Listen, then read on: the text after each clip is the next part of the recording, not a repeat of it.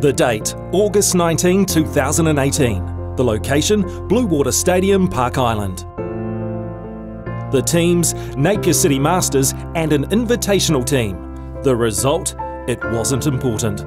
The day was all about Phil Lowrey and his lifelong passion for the beautiful game.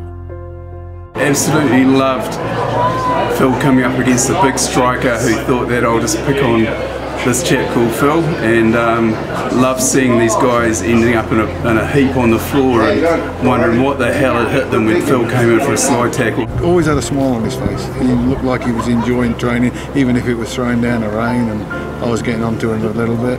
No, he never complained at all. Phil's talent was obvious from his first days on the soccer pitch. One of the best, yeah. He was probably one of the smallest, and probably as small as me. But yeah, no, just tenacious. They wasn't big. He compensated for that by hitting people at speed, but like a bullet. Bullet's small, but it's going fast enough. It has a real impact. But that's what Phil's like. Very tenacious, hard-working, and fearless.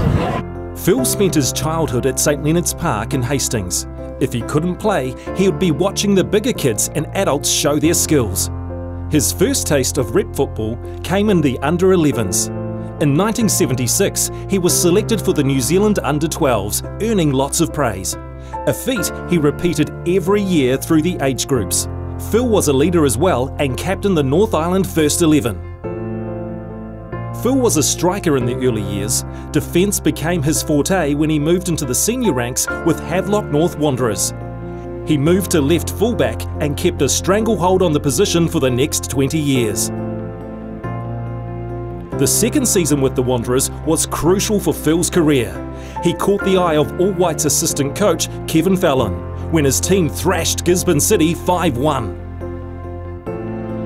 Soccer was huge back then, all thanks to the All Whites competing in their first World Cup in 1982. Gisborne City was the country's soccer stronghold. Fallon knew talent when he saw it on the pitch, and he wanted Phil Lowrey. Fallon rang just before Christmas and said, "I've got a present for you.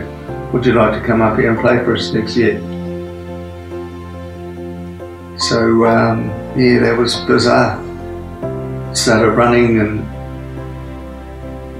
lot harder than I ever had done before. It was just a magic time of life. And then you get up there and one of the players gets injured and you slip into the team, and it was fantastic. 19-year-old Phil left for Gisborne with a guaranteed job at the meatworks and high expectations. The city team was packed with All Whites who welcomed the teenager, especially Grant Turner, who was known as one of the hardest men. National honours flowed during Phil's 3 years with Gisborne City. They won the Challenge Trophy, were Rothmans Soccer League champions and Chatham Cup finalists. 1987 saw Phil wear the cherished blue shirt of Napier City Rovers for the first time. He spent 2 seasons with them before crossing the Tasman to play with the semi-professional Perth Italia. The travel bug hit Phil and his soulmate Jill in the 90s. They spent 2 years exploring the old world and having fun. He pulled on the boots in Football Mad England for social games and was the top scorer for the Sunday Pub League. Napier City Rovers welcomed Phil home in 1992 at the start of the team's golden era. Phil's steadying influence helped Rovers dominate the New Zealand soccer scene. They epitomised what it meant to be a great team. They were blessed with individual brilliance, yet every player knew they had a role to play in the team. On and off the field, the bonds were strong, and remain so to this day. He was always playing left back, and I used to play a bit further in midfield, and he would always play the ball easy and quickly, and that makes a big difference. A couple of seconds makes a big difference if you get it quick. The camaraderie and, the group was a really tight group. Phil prided himself on his fitness. He always led the field in the 10K run at the start of the season. The dedication and enduring skill saw Phil always in the starting 11 and recognised as one of the team's most consistent players. It was a full workload. Phil juggled training, playing and work commitments along with a desire to give back to sport with service as a coach. Phil was a part of the Rovers' greatest sporting success in 1993. The Central Region Championship, the Chatham Cup and the Winfield Super Club Championship all went into the trophy cabinet. McLean Park was the venue for the Chatham Cup final against Christchurch Rangers. A vocal crowd of 6,000 supporters couldn't help break a 0-0 deadlock at half-time. They had plenty to cheer about in the second half.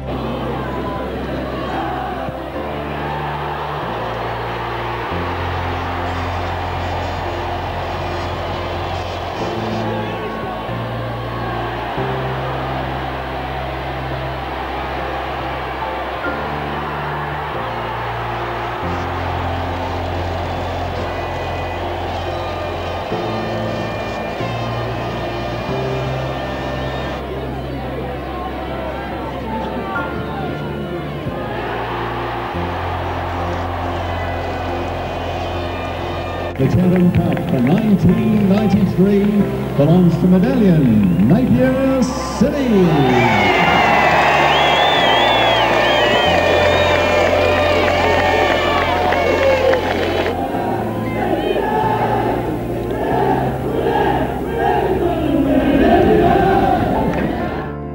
The final score was a memorable 6-0 to the Rovers.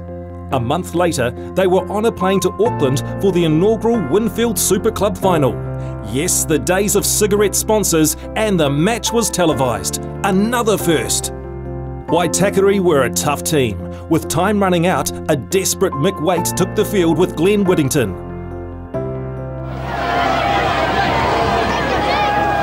Here's Mick Waite. Good, nice ball into Halford. Halford's tricky. Oh, and he's set. Kerry Cotton up. And there it is. What a brilliant run by Paul Halford. And an exquisite finish by Kerry Cotton.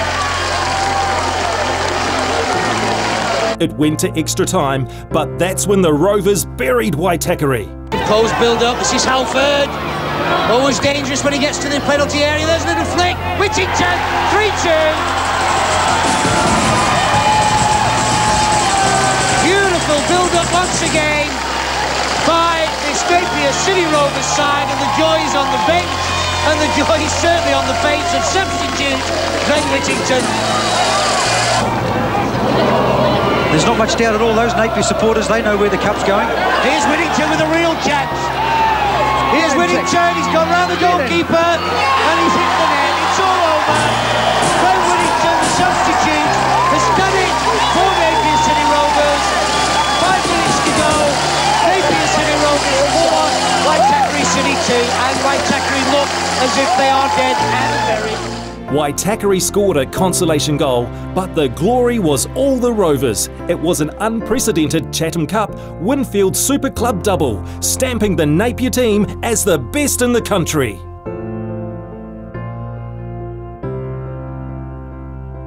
It was a happy flight home to Napier, where fans joined the celebrations at the airport. Their achievements were then honoured with a parade through the city centre and a mural reception.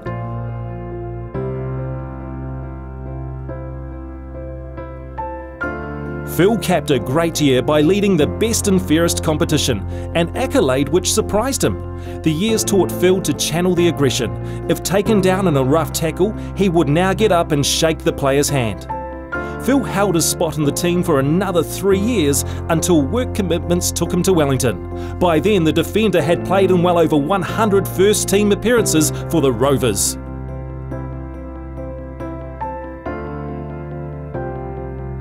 Wellington's Olympic and Western suburbs also used Phil's skills, sometimes as captain. His talent was awarded in 1996 when he received the Most Valuable Player for Western Suburbs. The Lowreys moved back to Napier in 2004, and it was back in the Bay that coaching became Phil's football life, and his services were in demand from parents from all over the region.